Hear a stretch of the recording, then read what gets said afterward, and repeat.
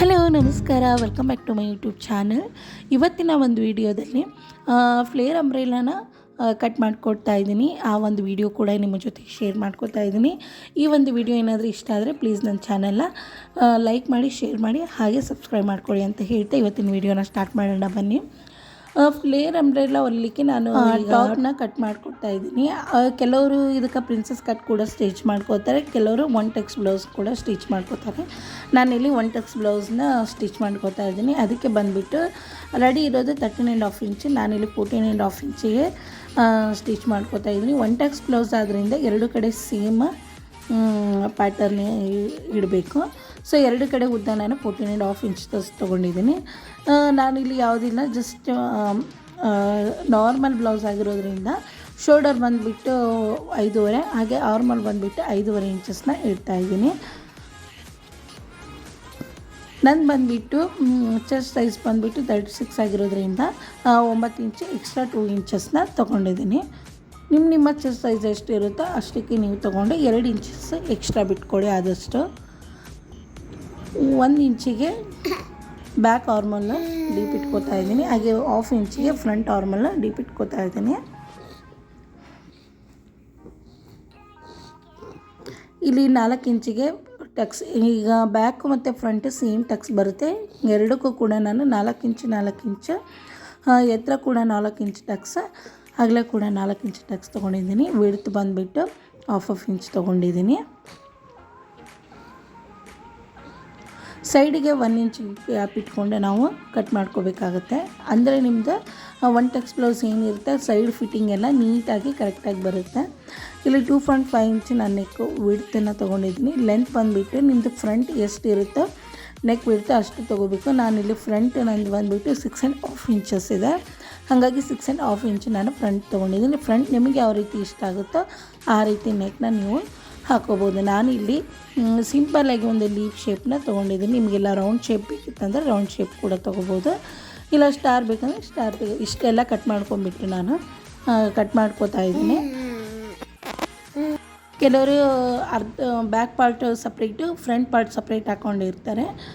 ಒಂದು ವೇಳೆ ಬಟ್ಟೆ ಕಮ್ಮಿ ಇತ್ತಂದರೆ ಈ ರೀತಿ 4 ಫೋಲ್ಡಿಂಗ್ ಹಾಕ್ಕೊಳ್ಳೋದ್ರಿಂದ ನಮಗೆ ಅಟ್ಯಾಚ್ ಮಾಡಲಿಕ್ಕೆ ಸ್ವಲ್ಪ ಬಟ್ಟೆ ಸಿಗುತ್ತೆ ಅಂತ ನಾನು ಅಂದ್ಬಿಟ್ಟು 4 ಫೋಲ್ಡಿಂಗ್ ಹಾಕ್ಕೊಂಡ್ಬಿಟ್ಟು ಕಟ್ ಮಾಡ್ಕೋತಾ ಇದ್ದೀನಿ. ನಿಮಗೇನಾದರೂ ಈ 4 ಫೋಲ್ಡಿಂಗ್ ಅಡ್ಜಸ್ಟ್ ಆಗಲಿಲ್ಲ ಅಂತಂದರೆ ಎರಡು ಕೂಡ ಸ್ವಲ್ಪ ಫ್ರಂಟ್ ಪಾರ್ಟ್ ಸಪ್ರೇಟ್ ಹಾಕ್ಕೊಂಡು ಬ್ಯಾಕ್ ಪಾರ್ಟ್ ಸಪ್ರೇಟ್ ಹಾಕ್ಕೊಂಡು ಕಟ್ ಮಾಡ್ಕೋಬೇಕು.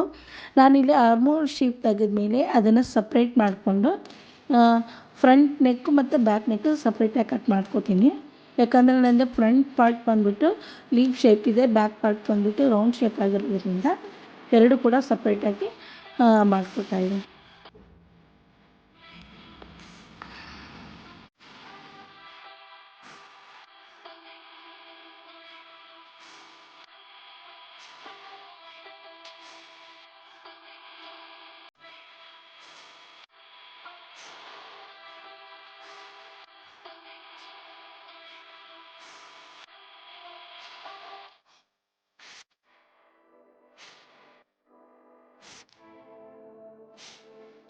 ಹಿಂಗೆಲ್ಲ ಕಟ್ ಮಾಡ್ಕೊಂಡ ನಂತರ ಈಗ ಮೇನ್ ಫ್ಯಾಬ್ರಿಕ್ಕಿಗೆ ನಾನು ಇವನ್ನೆರಡು ಇಟ್ಬಿಟ್ಟು ಕಟ್ ಮಾಡಿಕೊಡ್ತಾ ಇದ್ದೀನಿ ಪೀಸ್ನ.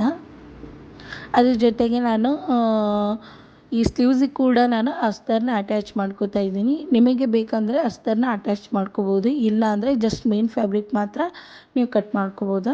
ನಾನು ಇಲ್ಲಿ ಫಸ್ಟ್ ಮೇನ್ ಫ್ಯಾಬ್ರಿಕ್ನ ಕಟ್ ಮಾಡ್ಕೊತಾ ಇದ್ದೀನಿ. ಯಾಕಂದರೆ ನೋಡಬೇಕು, ಡೌಟ್ ಇದೆ ನನಗೆ ಫ್ಯಾಬ್ರಿಕ್ ಅಟ್ಯಾಚ್ ಮಾಡ್ಕೋತೀನಿ ಇಲ್ಲ ಅಂದರೆ ಇಲ್ಲ.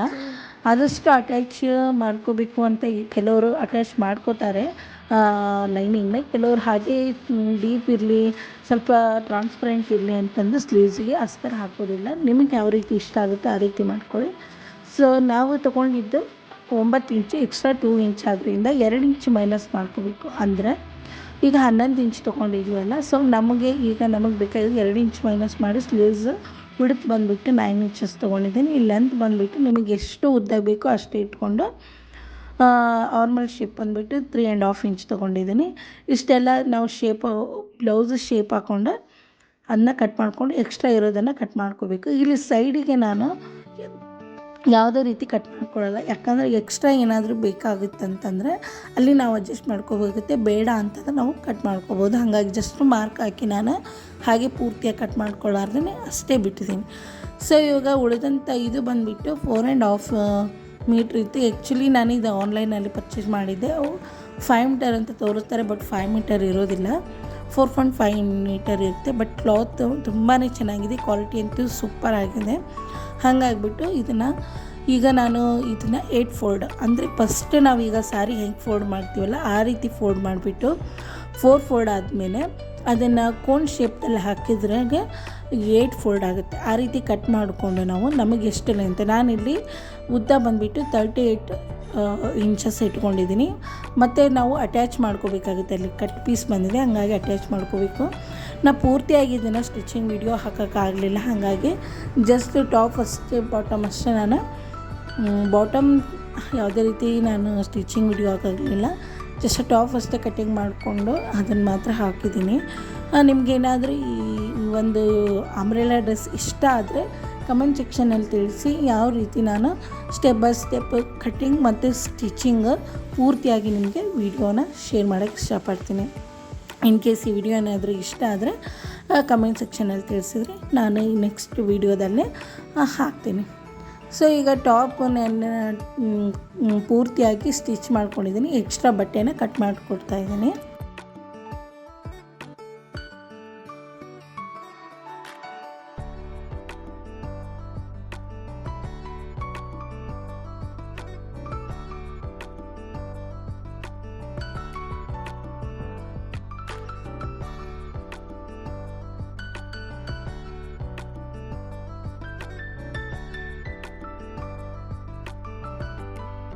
ಇದನ್ನೆಲ್ಲ ಕಟ್ ಮಾಡಿಕೊಂಡು ಇವಾಗ ನಾನು ಬ್ಯಾಕ್ ನೆಕ್ಕು ಮತ್ತು ಫ್ರಂಟ್ ನೆಕ್ಕಿಗೆ ಕ್ಯಾನ್ವಾಸ್ ಹಾಕ್ತಾ ಇರೋದ್ರಿಂದ ಕ್ಯಾನ್ವಾಸ್ ಕೂಡ ಕಟ್ ಮಾಡಿಕೊಡ್ತಾ ಇದ್ದೀನಿ.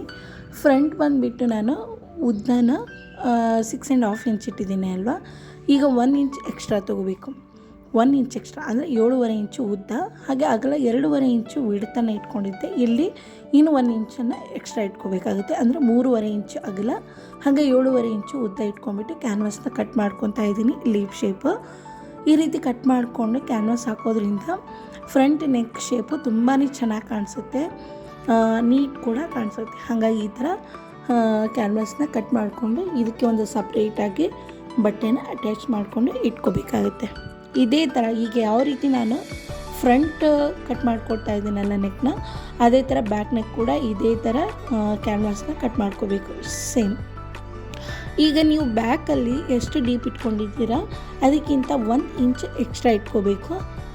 ನಾನು ಬ್ಯಾಕ್ ಬಂದುಬಿಟ್ಟು 8 ಇಂಚು ನಾನು ಉದ್ದ ಇಟ್ಕೊಂಡಿದ್ದೆ, ಎಕ್ಸ್ಟ್ರಾ 1 ಇಂಚ್ ಇಟ್ಕೊತಾ ಇದ್ದೀನಿ ಎಕ್ಸ್ಟ್ರಾ. ಆಗಲೇ ಬಂದುಬಿಟ್ಟು 2.5 ಇಂಚು ಬಿಡ್ತು, 1 ಇಂಚು ಎಕ್ಸ್ಟ್ರಾ ಇಟ್ಕೊಂಡು 3.5 ಇಂಚಷ್ಟು ಆಗುತ್ತೆ. ಸೊ ಈ ರೀತಿ ಹಾಕೋದ್ರಿಂದ ಎರಡು ಕಡೆ ಸೇಮ್ ಮೆಜರ್ಮೆಂಟ್ ಬರುತ್ತೆ, ನೀಟಾಗೂ ಕೂಡ ಕಾಣಿಸುತ್ತೆ. ಸೊ ಇದು ಬ್ಯಾಕ್ ಬಂದುಬಿಟ್ಟು ನಾನು ರೌಂಡ್ ಶೇಪ್ ಇಟ್ಕೊಂಡಿದ್ದೀನಿ.